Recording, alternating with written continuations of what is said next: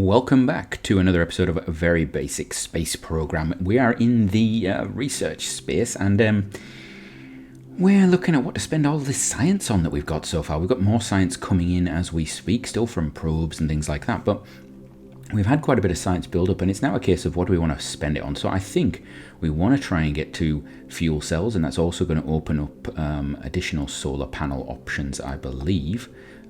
Does that give us the next level of solar panel? I don't think it does. I think we have to come down here. That's level 2. So we're going to take that. We're going to take that. And then that pauses us. We're now at that point there. We don't want to take that. There's nothing in it at the moment, but we might be interested in this. It's an additional RTG. It might be useful for some of our probes if they're going to go further. So what else have we got? Well, we've got 200 left. We could go further on maybe stage combustion and stuff. So I think we're going to go for the blue sky nodes. We're going to go for this one, which is going to give us some new tankage. We'll go for this one, which is going to give us some more access to electronics and so forth. And that's now opened up everything again. So the next load of science we can get maybe some additional stage combustion. What we'd like to get to is maybe these here, the NK15 or 33. Those are really nice engines potentially. Give us a nice, if we actually have a look, they give us a really nice ISP, if I remember rightly. Yeah, so that's the vacuum optimized one, which is 346, and the normal one just at launch gives you 297. So you get some really nice ISP out of them, and they're nice and reasonably simple. And the NK33, he's been used all over the place, hasn't it? So and that's that. We've got about 40 points to spend. I don't think we have anything we want to put it on. We could put it towards orbital rocketry, get an upgrade for the LR79, which we have been using, so that might be useful. I think though we're going to probably make a switch over to the H1, or ideally we may want to move to the NK9, which is probably going to be the better choice. So we may want to move towards stage combustion, the NK9. They're not the most reliable at times, but once we get the work in them, if we can actually have a look, can't we? NK9, here we are. So they're only 86% reliable if we're using clusters of them, because they're only going to give us 421 kilonewtons of thrust. So we're going to need clusters of them, but they can get up there. They can get up to 97, and there is redundancy in multiple of them. So that there's a potential there. We'd have to maybe do some smaller craft with them on and get the data on them. Alternatively, we also have a vacuum one we could then use on the upper stages, and I think that's got quite a nice. Yeah, it's got a really nice delta V. So we could actually look at 2 or 3 stage rockets there, where we use one of these on the second stage. So that's that. What are we actually doing though? What's going on in this episode? Well, we have 2 things that I really want to do. The first is quite obvious. We've got to launch our craft to Jupiter, and that's going to take a bit of effort. And then we also have, if we have time, we've got this sun synchronous orbit. We've also got the second generation navigation satellite. I took those just before we started here, just to give us a little bump of cash, but also because I want to complete them. I've not done a sun synchronous satellite on this playthrough. So that would finish that off. It's one of the early ones that it asks you to do. And then the second generation nav satellite would then open up the navigation constellation Polar 5 satellite mission, which you can do in one launch, and you can also do it a bit cheaty, where you just put them in the orbit and then they're right next to each other. So we may do that. We may want to do that to do the cheaty one, or we may want to do it just communications wise, because we do need to, I think, continue to improve communications around Earth. So with that said, we've got Discovery 9 that needs to launch. We're going to launch that now. It's a couple of days before the window, but we also then have to prepare the launch pad for Discovery 10, which will be on the other side of the window. So I'm going to get that onto the pad, and we'll get ready for launch. Welcome to the Cape at night for what is potentially, I think, our biggest ever launch. This is a Javelin 4 with 8 solids on its first stage. We've got that large Hydrolox upper stage. So we're going to see how this goes. What I do need to remember to do is actually move that down. There we go. Right. So we're going to start lighting our engines, make sure they go. First stage is good, and then we're going to fire those solids, and off we go. So we've got 6 solids that are going to burn first of all. We're going to start our turn reasonably soon. Those solids are going to burn first, then they're going to decouple, and then we will be actually activating another pair of solids just to give us a final push along. We could have potentially just lit all of them on the ground, I think, but I quite like this idea. It's a bit like the Delta 4 did that. I think the Delta 4 did that. I don't think the Atlas is renowned for doing it, but I think the Delta 4 did it. I'm not sure. I'd have to go back. I'm probably talking about the wrong craft entirely now. So there we go. We're going to decouple the first ones, and our second set there, a pair there, one on either side, has now ignited to give us that next push, and that's just to maintain the speed, the velocity, the acceleration, more importantly, as we're going up there, because this thing is heavy.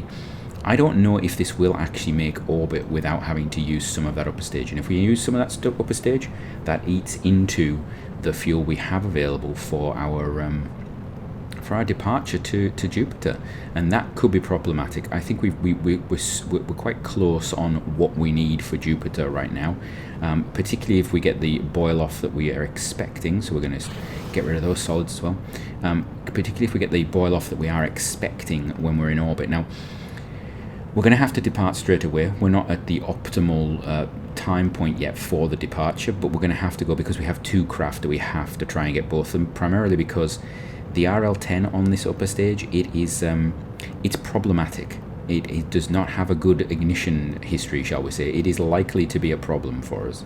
So we need to be aware of that. That's something we're going to have to take into account. We're going to have to work with. Hopefully we can deal with it. And we're going to dip this right down 25. There we go. Right.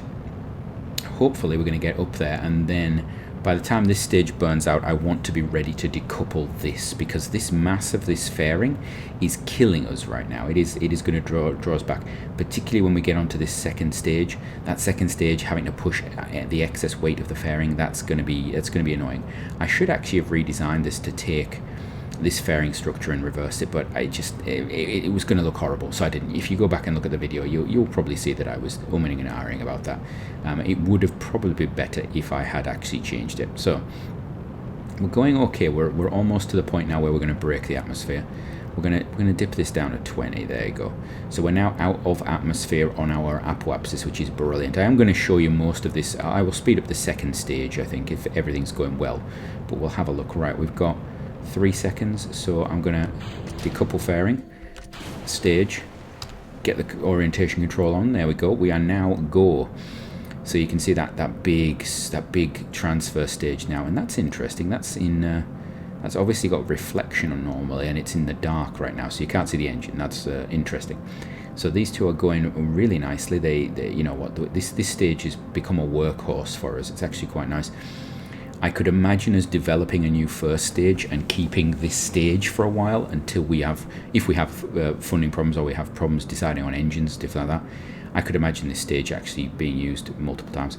I could also imagine this stage potentially being a transfer stage for something, because it does have the power to push quite a lot. So this may be reworked into a transfer stage, put a bit of RCS on it, and you know what, in fact it doesn't need it. It's got its own RCS stuff there, doesn't it? Oh, that could be a really interesting little transfer stage. Must think about that in the future.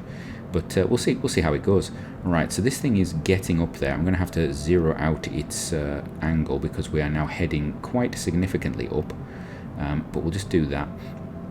We have actually gone up quite steeply, which means we're going to go. We're going to spend quite a bit of time high up. So we may end up doing the thing I really hate doing, which is actually having to do the sort of centaur skip glide burn thing. That it's not the most efficient in the world, particularly when we're not actually got a hydrolock stage here. We could have actually changed this out for a hydrolock stage and really gone for it, gone 2 hydrolock stages, but no, we haven't done that. We've got 50 seconds left on this. We've got 2 minutes there, so we are going to have to put a bit of a lift on this. I think probably 3 degrees. We're now over a thrust to weight ratio of 1. We're at 1.3, so we are going to be helping ourselves just a little bit there. We don't want this apoapsis to get too high, but we're not too worried if it grows to maybe 250. 250 would not be a problem for us. Put this up to 7. There we go. We're going to keep an eye on this relative inclination. We are clicking through the timer now. We've gone past our apoapsis. Right. So now we're going to start to be falling, and we're waiting for this to start catching up. So we need to be aware of that. We've got a little bit of time left, so we're going to pull this back to normal speed. I want to actually change the position of this because we want to zero out this change. You can see we're now at 0.12. And then we're going to start looking at this. We're looking at this time here. I don't have our vertical velocity meter reading. going on, which is a little bit annoying. We have about 1,000 meters per second. I don't think this is going to make it to orbit. This is annoying, but we will see. We will see. I think we're going to be shy by quite a bit, actually. I think this could be problematic. We will have to have a look. Let's go to 0. Right. It's going to be tight. No, it's not even going to be tight. We are going to have to use some of this engine is going to have to be used. Right. Okay. So there we go. We're gonna have to use some of our hydrolocks, and I believe this has got multiple launches, multiple ignitions. Does it? It has 10. So we could sit here and do this, or we can fire that. Let's do it. There we go. Oof, kick it. All right. And then we've got to be ready to shut it down. And we're going to shut our RCS off at the same time. Right, we're going to try and get ourselves into an orbit. This is going to, it's just eating away that Delta V. We could just see it eating away. Oh, come on. And this is going to be a horrible orbit. I can see it already. Oh, it's going to be horrendous. It's going to be a terrible orbit. Oh, that could, right. Okay, we are now in orbit. We've got, that was terrible. So what we have learned is that actually we need to keep that apoapsis. Probably, we maybe want to aim for a higher orbit at 250, and then we want to, we want to keep a bit of distance because we may need to use this. Now, let's go and have a look at what the damage is. Let's have a look. We need to first of all go and see Jupiter. And where are we on the? We're on the. Oh, you know what? We're actually going to have to do almost a full orbit, are we? Yeah, we're going to have to do almost a full orbit, which means we're going to have boil off up the Wangzhou for this one. Okay, we can just hope that we don't lose too much. So there's Jupiter, set as target. Are we actually recording boil off right now? The two of them look pretty even at the moment, but that liquid hydrogen is going to start just vanishing. Just vanishing. Right, let's have a look. Maneuver platter. We want to have a look and see what can we do if we go pork chop, ASAP. It's, okay. If we use every drop of fuel we have, we can potentially make it. Okay, create the node. Okay, that's interesting. It's actually less than it said there. That's different. And that's going to be in an hour. We're going to lose even more Delta V, aren't we? So we're going to be using about 280 Delta V is pretty much what we're going to use. So we're going to have about 200 left for course correction. So this needs to hit. But the good thing is, Jupiter, you're pretty much going to hit reasonably easily. Is that? Yeah, that is Jupiter. Right. And Periaps is, yeah, it's close enough. We will have to have a look when we're actually doing this though. So I'm not even going to touch it. We're not going to do anything with RCS or anything until we are ready to rock and roll. So what I will do is, I think all of our RCS is tied in. Yes, it is. Right. We're going to warp to it. We're going to watch as our, look at that. Oh God, look at it all just go away. Come back, come back, come back all that Delta V. Come back all the Delta V. Right. We're going to turn our RCS on and we're going to orientate. Come on, orientate. Thank you. Get rid of that. We don't need that alarm. Right, so we're actually doing a double whammy here. We're using the node orientation and we've got this. We're going to execute this. And I'm actually going to let it execute this because we can then stage out. So let's go. This is going to be very, very tight, I think. I would love a couple of 100 meters of Delta V to control it, but I don't think we're going to get it. So we're going to execute. Come on, come on. Come on. Why are you not igniting? Ignite for me, please. There we go. Right, brilliant. Probably should have just done that manually. It would have made me feel better.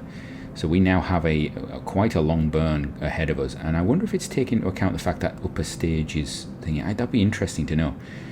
Right, let's speedy this up a bit, at least to get through the first part of this. So we're going to be using every single piece of this. Now the interesting thing will be to see how much liquid oxygen there is left compared to liquid hydrogen. So we can actually look at this balloon tank. We'll keep an eye on this and just see, you know, how far down do they go. In fact, you know what? we know there's been boil off. So maybe next time we actually stick an extra couple of liquid hydrogen tanks on there. We could probably have looked and kept a record of that. In fact, I may go back in the video and see how much boil off there was, if we can see it. If not, well, we'll just have to play it by ear. It's maybe worth us actually calculating percentage boil off. You would normally know this. You'd know boil off over the single orbit, and we always know we're going to depart within one orbit. So, well, normally. So that would be something we could do. We've got to look at this. This may become the fastest craft. In fact, it will be. It's going to be the fastest craft, I think, that we've ever had, because the Mercury mission, it didn't actually require that much, did it? It wasn't the fastest on the planet, as it were. Right, how far down are we in Delta V? We're about to finish off that, so we've got to be ready for our flip change. There we go. Fired. Off we go. We're on our way. So here we are. This craft is it. It is going for it. I'm hoping, actually thinking about it, I hope the antenna is actually capable of doing everything. Obviously we don't have signal because we don't have a small antenna on this. We have not put any extra weight on it. This is trimmed down. What it does make me think is if we actually went for something that was less science carrying, maybe would be an option, or maybe with smaller. Can we get smaller ports? I don't think we can. This is not going down as fast as I thought, so we are actually going to be short. Yeah, we're going to be short. That is a problem. That is a big problem. Why has this not been going down as much? We had more than enough when we set off to do this. So we've burned badly. We've lost. Oh, we've probably left about 100 meters per second in that upper stage, haven't we? Because of residuals. Right, that's problematic and a half. So we need to learn about that in the next launch. So it's lucky that we do actually have 2 launches for this. That window there is looking quite juicy, though. That's 6.3 would be a beautiful little launch window, wouldn't it? So we may need to look at that again, which is in a year's time. There's a Jupiter window in a year's time. We may want to be able to send this craft. We may have an uprated craft by the time we get there. I don't think this is going to make it. We're going to be well out of it.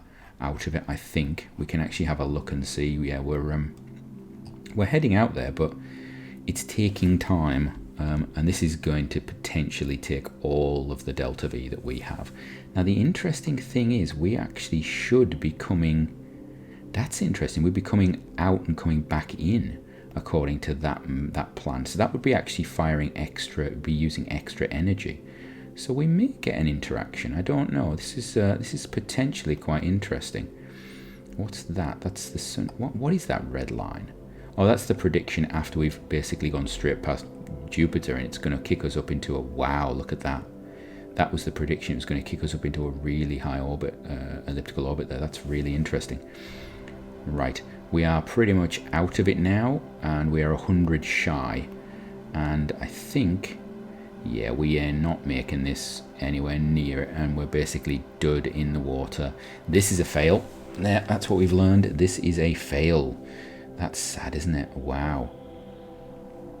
So that would be, yeah, we're going to be basically 100 days earlier. Yeah, we're going to be 100 days early. So if we wanted to do this, we could have actually positioned it slightly differently and had this apoapsis about here, and then we might have had an interaction or there, but we have done it that way. We've gone with what the machine said, and it's not done it. So that's a pity. Discovery 9 is a failure. What we will do is we will just turn on all of its equipment. We'll get everything set up, because you never know. It might encounter something. It might do something for us. The problem we have is we didn't know if the RL-10 was going to break. So we've actually sent 2. If we'd have sent one perfectly at the right time, we might have done better. This does mean that we get another launch attempt, which is a positive thing. So what I will do is I will probably launch the next one off camera, and I'll bring it to you when we're actually on orbit, and you can see if we're going to fail or not by that point. And I'm hoping that I can actually do a better launch, ideally.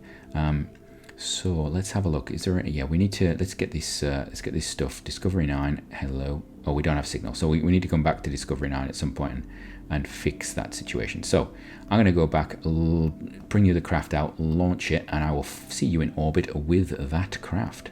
Right, we are in orbit. We needed to use a little bit of that RL10 stage, almost, I think, a little bit less than last time. We are in a nicer orbit. We've set our maneuver up, and we're going to require, 6,700. We're going to lose a couple of hundred with burn off because we've got to do it. We've got to wait for an hour. I'm just having a look. Just how far past that node were we? We are... Yeah, that's literally the worst place possible. We're going to go around the light side.